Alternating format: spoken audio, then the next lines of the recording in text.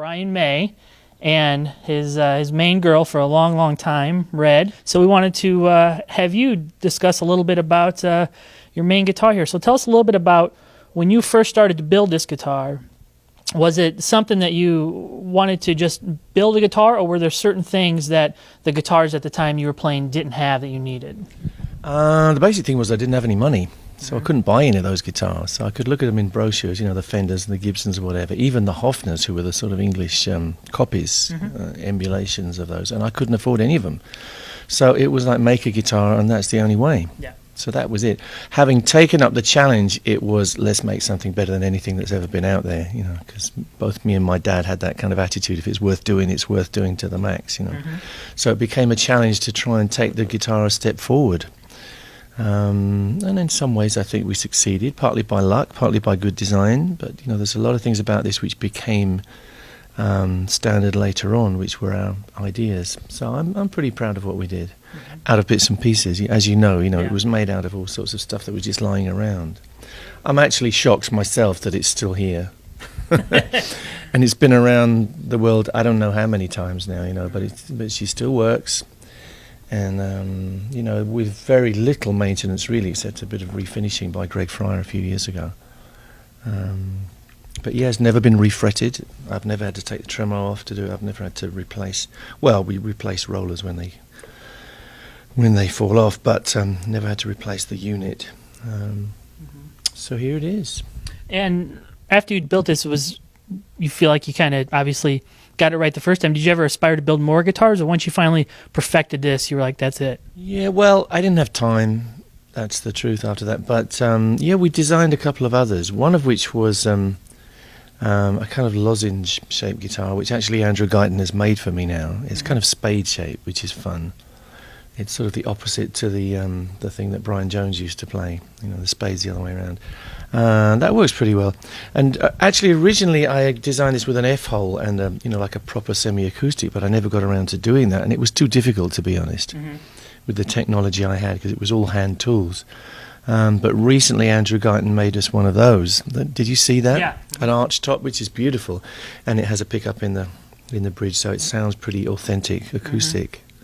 No, this is the only guitar really that I made and functioned with, and it became a part of me. What looking back now, you have all these years of hindsight. Obviously, the decisions you made designing worked, but was there anything that you're like looking back? Had I known something now, I maybe would have tweaked this a little bit with maybe a electronics or a bridge setup or something like that. No, there isn't really. It had a few tweaks along the way, but really nothing radical. I mean, for instance, I changed the polarity of these pickups so that these two would humbuck when they were in the position that I usually use, when they're in series, in phase. And I arranged it so that when these two were out of phase, they humbuck, which is something pretty unusual. But that's because I use them out of phase a lot, like in the Bohemian Rhapsody solo. So these humbuck in that position. So that entailed turning, I forget which one, turning one of these upside down and changing the polarity.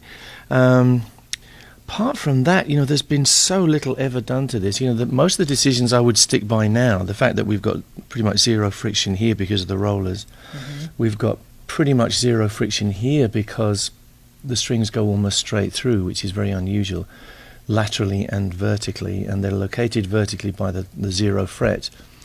And this nut has no bottom to it, so they float in the vertical space on the nut. And that works really well too. The only other thing we changed would be the machine heads because they wore out. Yeah. But actually these are much better than the machine heads I originally put on. Are those locking tuners? They lock, yeah, which does make a big difference, I have to say. They're nice. I think they're shallows. But most of this is homemade with bits and pieces. Yeah, the neck is Pete probably told you, is a piece of an old fireplace, which was 100 years old at the time, and you can just about see the wormholes that I filled up with matchsticks here. This was all done with hand tools.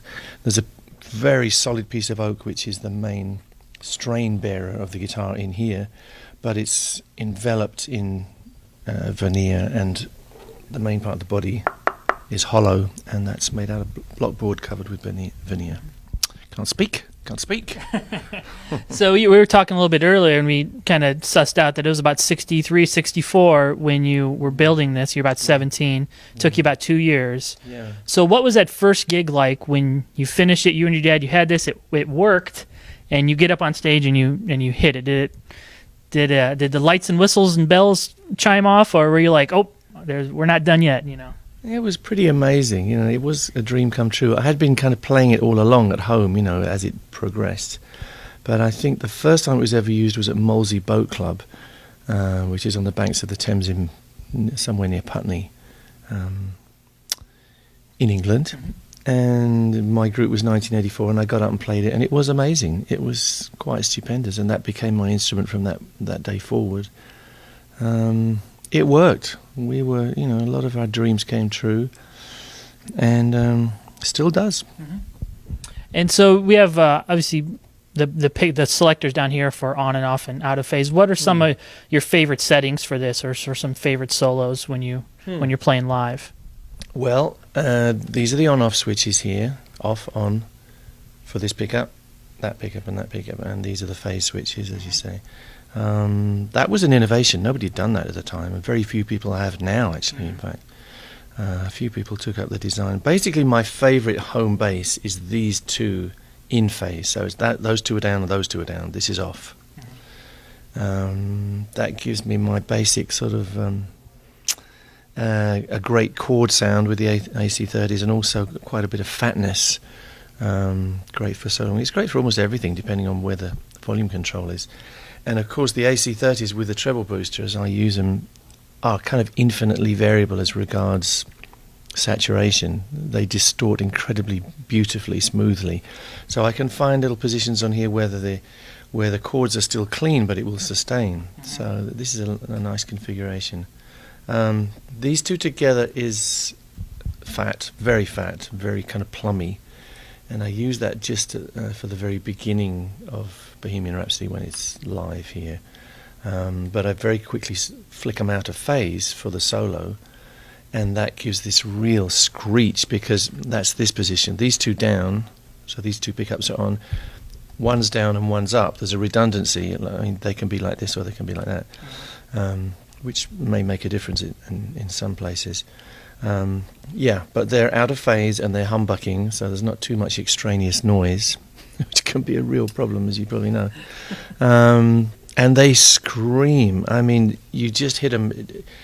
It obviously helps if you hit somewhere down here, but basically you get such a high cancellation of the fundamental and such an enhancement of those high harmonics that it screeches. It just screams. So all these harmonics will just zoom out without much encouragement. You can encourage them as well, but it gives me that lovely kind of I don't know if I can even describe the sound, but it gives it that Bohemian Rhapsody solo sound. Yeah. I guess these two out of phase give a real kind of crunch. Now, logically they should give you the most harmonic content in a way, because they're furthest away, and therefore their harmonic content will be the most different. And I use that for Stone Cold Crazy because it's just harsh, and it gives. Strange enough, it does have a low end too. It has a kind of brown warmth to it as well, which is really good. So if I normally play with the heel of my hand on here, so if I damp it a little bit, that warmth will come out, and it's surprisingly good for soloing.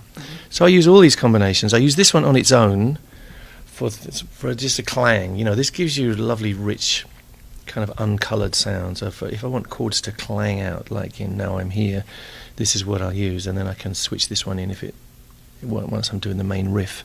These two in phase, I don't use very much. It gives you a kind of a sound a bit like a Gibson 335, you know, that sweetness, which some of the blues players have liked, and I occasionally like it, but it's not me. It's too sweet for me. Just has a strange feeling to it. And these two out of phase, yeah, not very often. Mm-hmm. It doesn't really occur to me to use that. But one day you'll find the right situation. I mean, I deliberately used every single combination when we were recording Bohemian Rhapsody, just for fun. Yeah. You know, so every time you hear there's octaves and stuff, and I used every single combination for those, just to get the maximum amount of variation of colour. And this is still, to this day, Pete was mentioning that, 98% of the show is on this guitar, unless you break a string or you need something for like a drop D tuning for a song. Drop D is one thing and acoustic is another thing, but apart from that, it's this guitar.